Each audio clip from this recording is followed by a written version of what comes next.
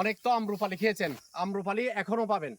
আম্রপালির পাশাপাশি যারা বাড়িপুর আম খাবেন পাহাড়ের, এই দেখুন পাহাড় দেখা যাচ্ছে।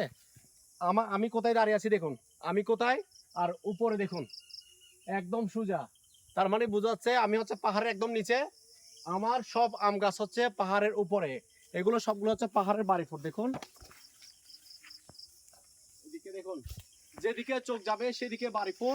সবগুলো ফ্রুট ব্যাগিং করা, সম্পূর্ণ কেমিক্যাল মুক্ত, সম্পূর্ণ কেমিক্যাল মুক্ত। আমরা কেন বলি দেখুন, আপনাদের চোখের সামনে, আপনারা বিশ্বাস করুন, এই পিপিটার মধ্যে, এই ব্যাগটার মধ্যে কখনো কোনো ছত্রাক, কোনো কীটনাশক, তারপর হচ্ছে কোনো রাসায়নিক দেওয়া হয়নি।